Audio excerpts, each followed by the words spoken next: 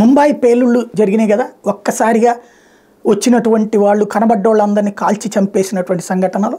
అదే తరహా దాడి రష్యాలో ఒక పక్కన యుద్ధం, రష్యా ఉక్రెయిన్తో యుద్ధం చేస్తుండగా రష్యా లోపల జరిగింది.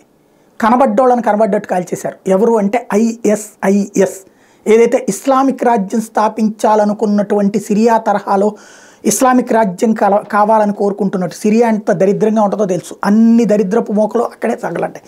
అట్లాంటి ఐఎస్ఐఎస్ ఇరాక్, సిరియా లాగా తయారవ్వాలి. ప్రపంచమంతా 24 గంటలు కొట్టుకు చస్తూ ఉండాలి, సెక్యూరిటీ లేని తుపాకులు పట్టుకున్న పరిపాలన కావాలనే మూర్ఖుల రాజ్యం, మత రాజ్యాన్ని మూర్ఖుల రాజ్యంగా మార్చాలనే దరిద్రులు ఇప్పుడు కనబడ్డోళ్ళని చంపేయడం గొప్ప విజయం అనుకునేటటువంటి వాళ్ళు రష్యాలో దాడికి పాల్పడ్డారు.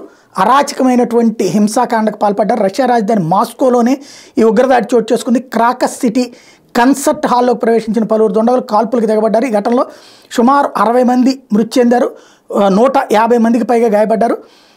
ప్రముఖ రష్యన్ రాక్ బ్యాండ్ పిక్నిక్ సంగీత కార్యక్రమం సందర్భంగా అందరూ ఒక్కచోట మూగి ఉంటారని గమనించి 5గురు ఈ ఘాతుకానికి పాల్పడ్డారు. కనబడ్డ వాళ్ళని కనబడ్డట్టు కాల్చి చంపుతూ పోయారు.